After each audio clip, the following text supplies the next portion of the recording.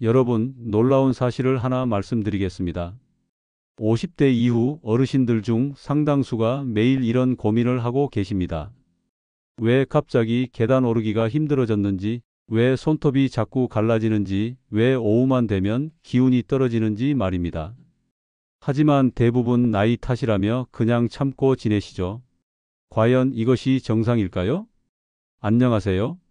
저는 서울대학교 의과대학에서 내과학을 전공하고 현재 서울대병원에서 25년째 혈액종양내과 전문의로 근무하고 있는 최동원입니다. 제가 진료실에서 만난 환자분들 중 10명 중 8명이 이런 증상을 호소하십니다.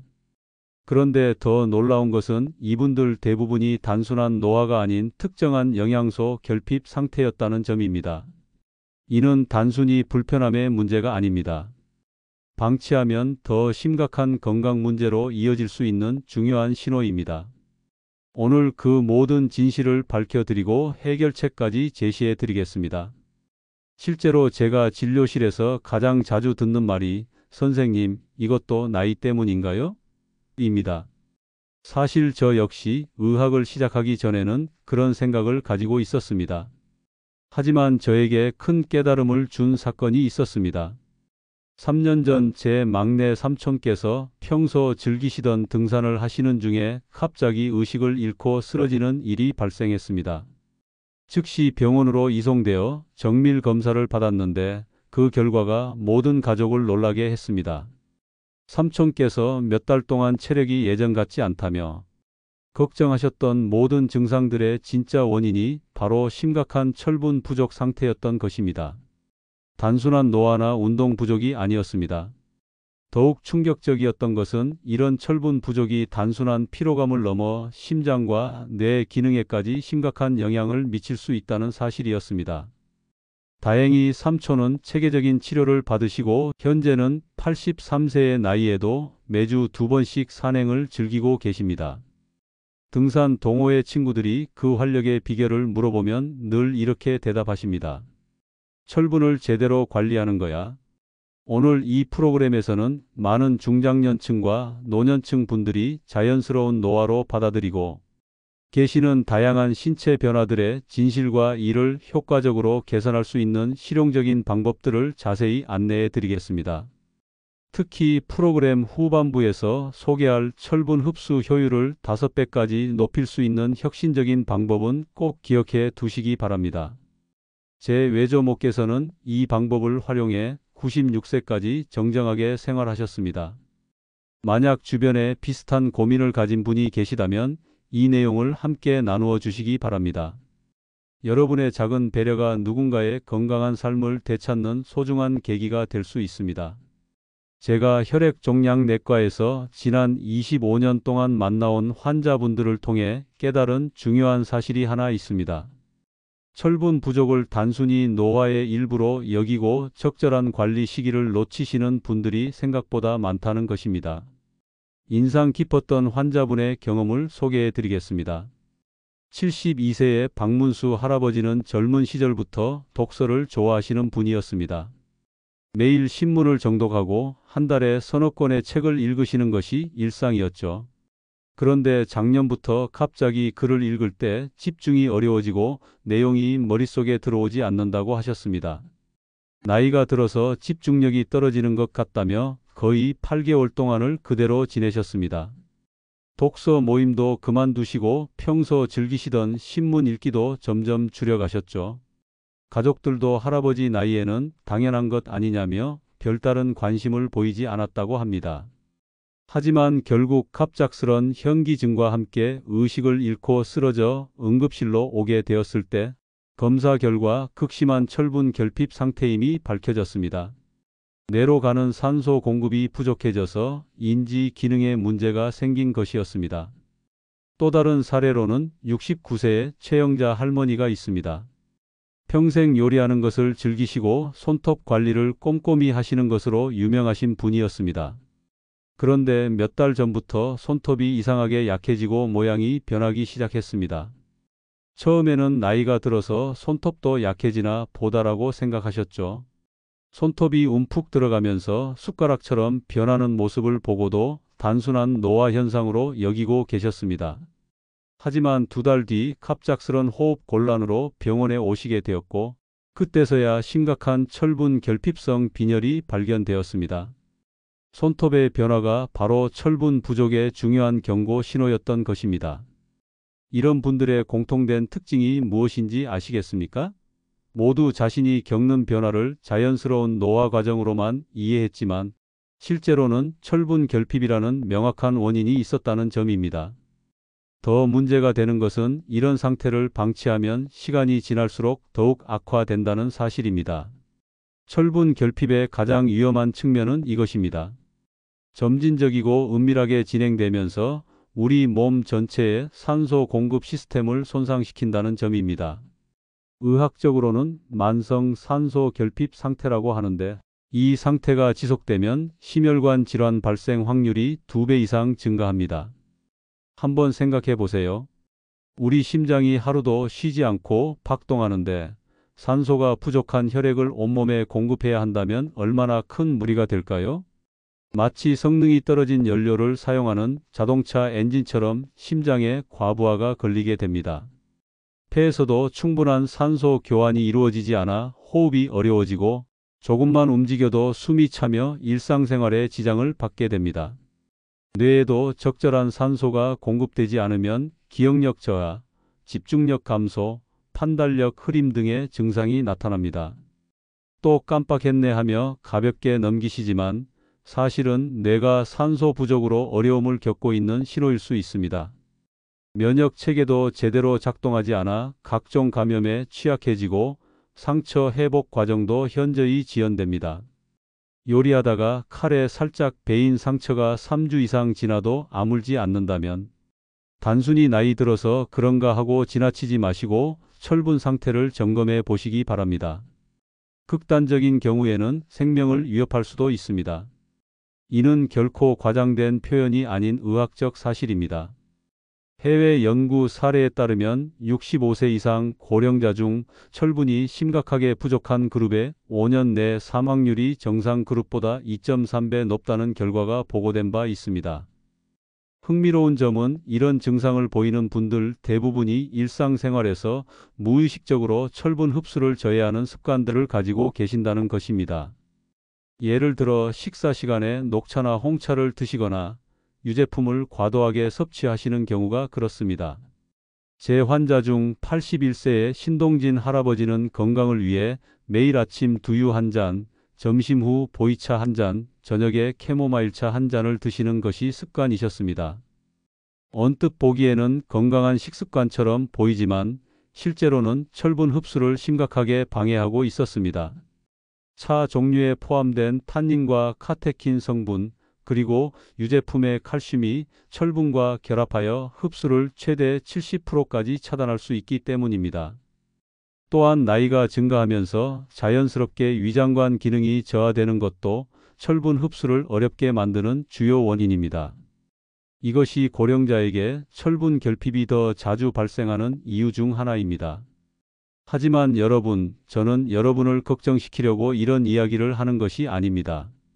오히려 철분 결핍의 초기 징후들을 정확히 인식하고 적절한 시점에 올바른 방법으로 관리한다면 이 모든 위험으로부터 충분히 벗어날 수 있다는 긍정적인 메시지를 전하고 싶습니다. 실제로 제가 치료한 많은 환자분들이 체계적인 철분 관리를 통해 놀라운 변화를 경험하셨습니다. 단순히 피로감이 해소되는 것을 넘어서 전반적인 삶의 만족도가 크게 향상되는 모습을 지켜보면서 철분 관리의 중요성을 더욱 확신하게 되었습니다. 이제 여러분이 직접 확인해 보실 수 있는 유용한 자가 평가를 진행해 보겠습니다. 철분 결핍의 주요 증상 10가지를 순서대로 설명드릴 텐데 각각을 주의 깊게 들어보시고 본인의 현재 상태와 비교해 보시기 바랍니다. 만약 3가지 이상에서 해당 사항이 있으시다면 반드시 의료 전문가와 상담하여 정확한 철분 상태를 확인받으시기 바랍니다. 첫 번째, 입이 자꾸 마르고 혀가 아픕니다.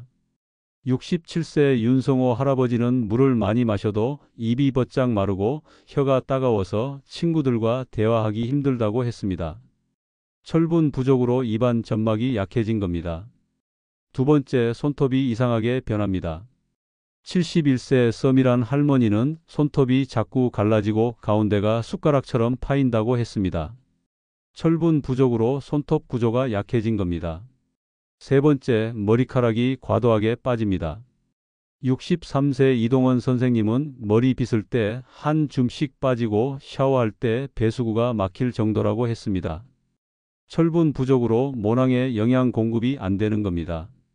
네 번째, 계단 오를 때 숨이 차고 가슴이 두근거립니다. 70세 김재순 할머니는 2층만 올라가도 숨이 턱 막히고 가슴이 쿵쿵 뛴다고 했습니다. 철분 부족으로 심장이 더 열심히 일해야 하는 겁니다. 다섯 번째, 귀에서 소리가 나고 어지럽습니다. 73세 장옥분 할머니는 귀에서 윙하는 소리가 나고 일어설 때 핑 돈다고 했습니다. 철분 부족이 귀 속 혈관에 영향을 주는 겁니다. 여섯 번째, 밤에 다리가 불편해서 잠을 못 잡니다. 68세 문성규 할아버지는 다리가 저리고 불편해서 제대로 못 잔다고 했습니다. 철분 부족으로 하지불안 증후군이 생긴 겁니다. 일곱 번째, 감기에 자주 걸리고 상처가 잘 안 낫습니다. 65세 정명순 할머니는 감기에만 자꾸 걸리고 배인 상처가 3주가 지나도 안 낫는다고 했습니다. 철분은 면역력의 핵심입니다. 여덟 번째, 얼굴이 창백하고 손발이 차갑습니다.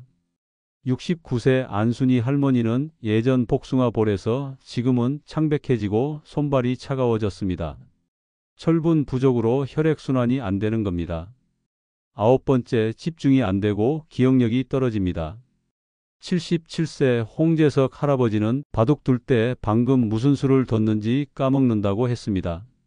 뇌의 산소 부족으로 인지 기능이 떨어지는 겁니다. 열 번째, 우울하고 항상 피곤합니다. 66세 김복순 할머니는 원래 활발했는데 요즘 아침에 일어나기도 싫고 자꾸 눈물이 난다고 했습니다. 철분은 행복 호르몬 제조에 필요합니다. 몇 개나 해당되셨나요? 3개 이상이면 즉시 병원에서 철분 검사를 받으세요. 대부분 평균 2년 이상을 나이 탓으로 여기며 참는데 그동안 몸은 계속 나빠집니다. 간단한 혈액 검사로 확인 가능하고 조기 발견하면 빠른 회복이 됩니다.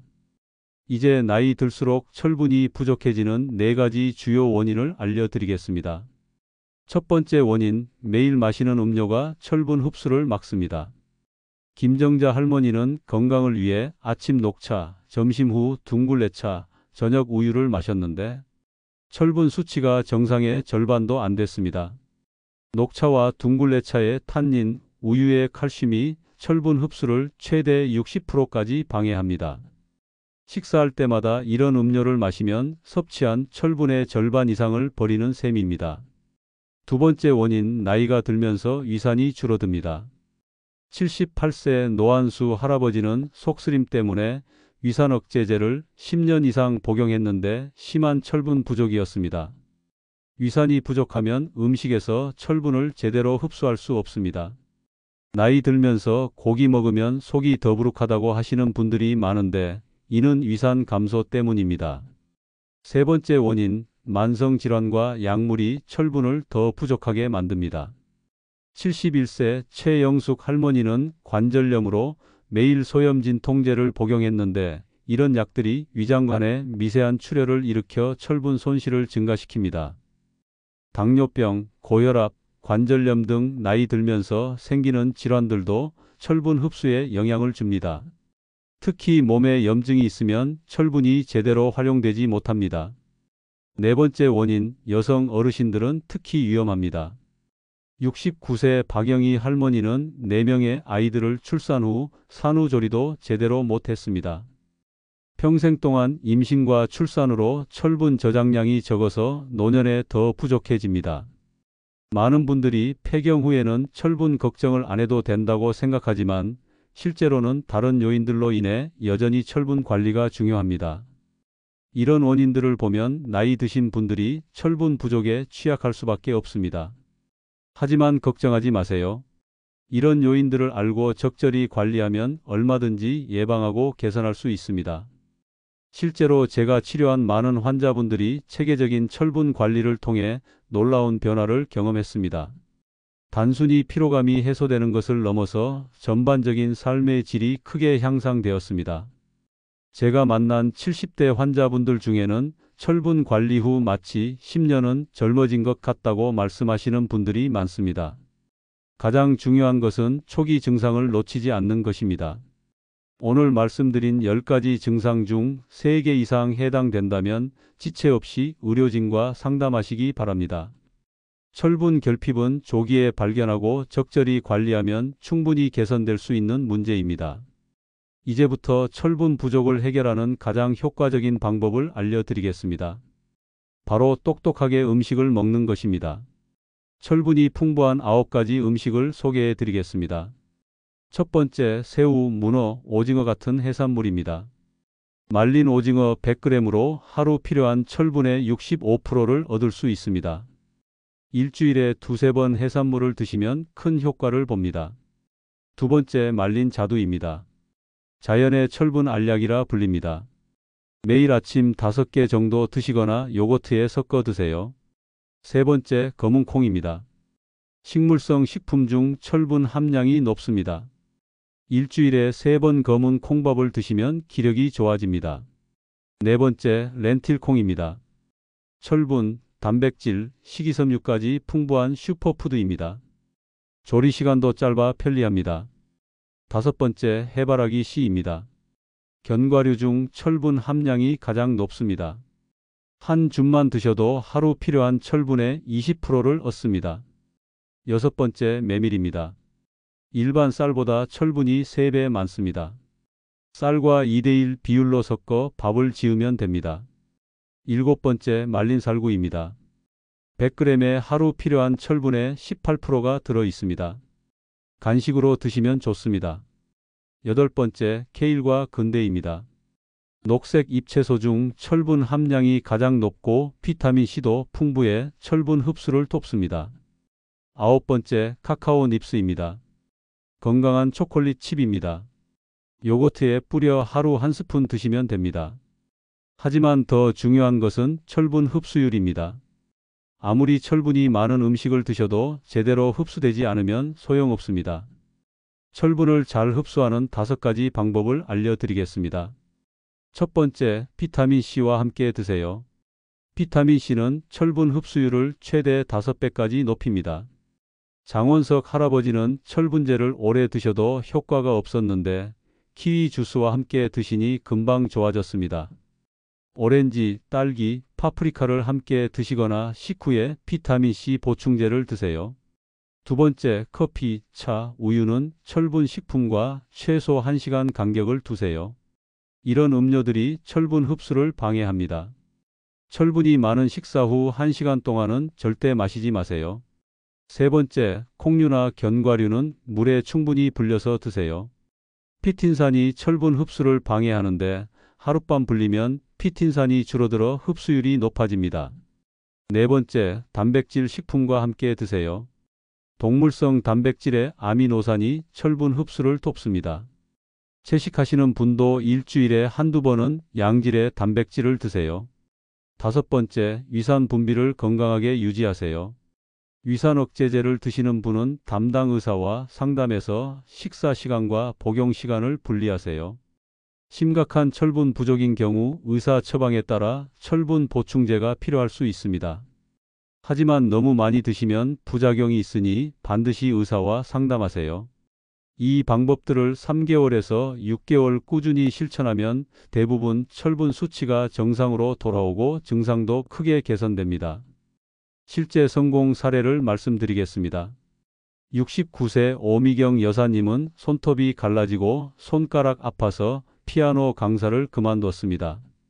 심한 철분 결핍이었는데 5개월 동안 식단 조절 후 손톱이 단단해지고 통증이 사라졌습니다. 지금은 다시 피아노를 가르치며 내 인생이 다시 시작됐어라고 하십니다. 76세 정민호 교수님은 집중력 저하로 자서전을 못 쓰고 계셨습니다.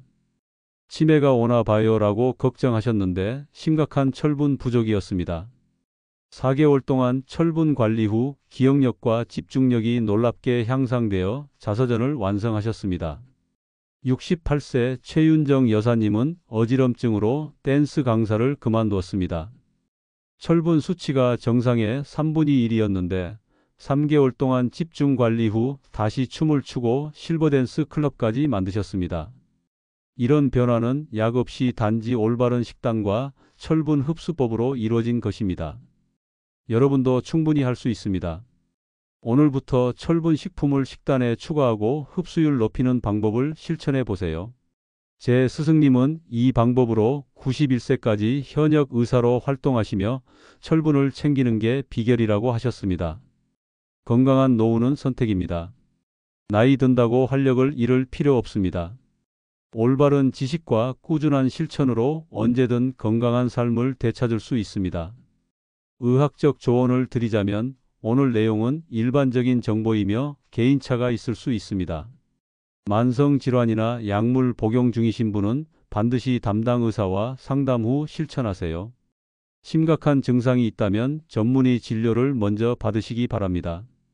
마지막으로 혹시 오늘 증상 체크에서 3개 이상 해당되신 분이 계시다면 망설이지 마시고 반드시 가까운 병원에서 철분 검사를 받아보시기 바랍니다.